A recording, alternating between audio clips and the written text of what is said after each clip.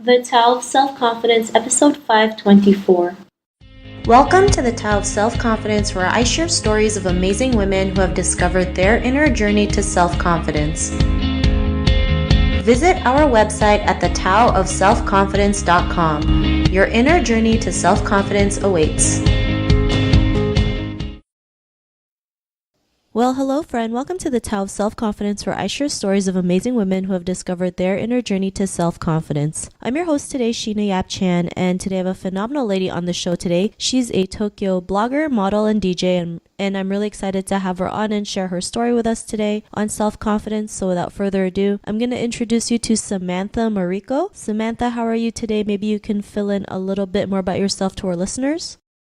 Hi guys, thanks you so much for having me on the show. My name is Samantha Mariko and I'm a blogger, model, and DJ, currently based in Tokyo, and I'm originally from Southern California. Awesome. Well, thanks for sharing that. And Samantha, what's your cultural background?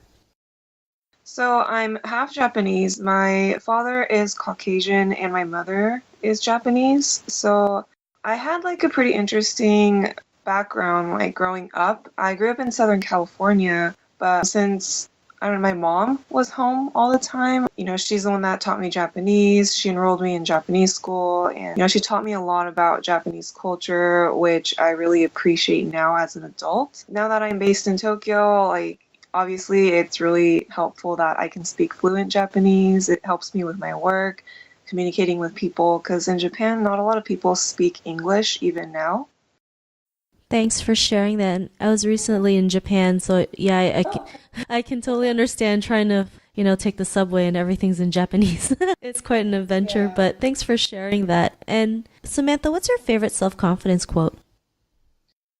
May your choices reflect your hopes, not your fears. Don't be scared about trying new things, especially when you're young. Being scared isn't really going to help, is I guess what this quote is trying to say. For me, I was always a shy person. I was scared to try new things, but as I got older, I realized that really wasn't going to help me. And I'm glad even now I'm still trying to get over the fear of trying new things, but I'm getting a lot better at it. So yeah, I like, short and to the point quotes like that. Awesome. Well, thanks for sharing that great quote. And in your own words, how do you define self-confidence? Self-confidence. I think in order to be self-confident, you need to love and accept yourself as much as possible. Maybe not, it doesn't have to be 100%, but obviously it's better if you, fully love and accept yourself. But I think that's the first step of self-confidence, because that's going to show, to the people around you. And also, if you don't love yourself, it's hard to love and accept other people. And I think that really is connected to being self-confident. Thanks for sharing that great definition. And Samantha, what was your life like before your discovery of self-confidence? I was probably one of the shyest girls around. I never raised my hand in class. I remember in kindergarten, when I first started kindergarten, I didn't have any friends. So I just stand against the wall during recess because that's how shy I was. I was so shy for the longest time, but I slowly realized I was actually an interesting person to a lot of people around me. And that slowly helped me get out of my shell. And I think starting the modeling and blogging was that big step for me. And then moving to Japan. I guess people see me as unique out here, and putting myself out there, online, even in person, it just really helped me get over my, shyness. I'm still shy, but not as shy as I used to be. Awesome. Well, thanks for sharing that. And, sometimes when you put yourself out there, it's just amazing what you're capable of and what can the outcome of it, right? Sometimes you just surprise yourself. Especially moving to a different country, a different continent. It makes you realize, you can adapt to anything if you really choose to. And, because of the things you've done, what's your life been like now? It's more interesting. If I had stayed in LA, OC, I would probably be leading a more, I don't know, I don't want to say boring, but something close to boring life. Like Tokyo is such a busy city. There's always something going on. I'm actually like, I didn't expect to meet so many people like internationally, being in such a, I don't know, like, well, I mean, Tokyo is like both a small and big city. But yeah, I've been able to meet a lot of people and just try so many things I probably wouldn't have been able to do if I had chosen to stay in California.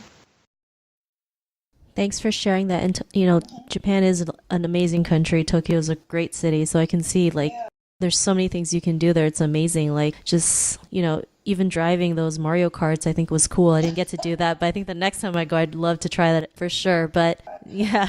And Samantha, to the woman who's listening to your episode, she may be in her own journey to self-confidence. What'd be that one tip you would give to her? My advice is learn to accept yourself if you haven't yet. Everyone is unique. Like, don't compare yourself to others, because that's really not going to help either. I've been a trap of that, and it definitely didn't help me. So just, find things to like about yourself. Like, you're definitely a great person, even if you don't know that yet. And definitely try new things, even if it's just like a hobby. It doesn't have to be for your career or anything, but always try new things, no matter how big or small. Like, even if it's just like cooking a new, trying a new recipe or going on a hiking trip. I don't know what it is, but just keep challenging yourself.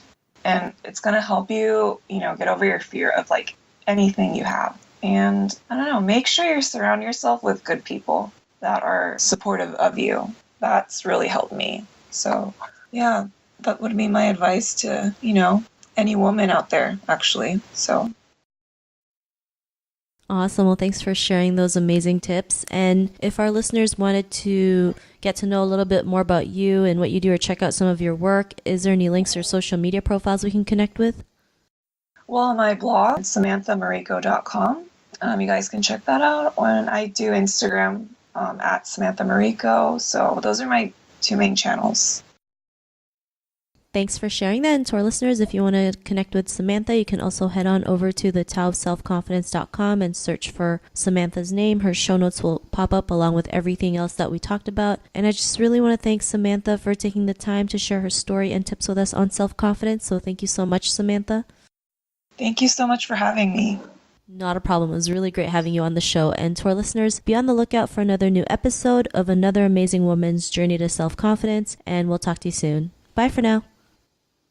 Thank you for tuning in to another amazing episode of the Tao of Self-Confidence. Please subscribe to the show on Apple Podcasts or Spotify to get your daily boost of confidence.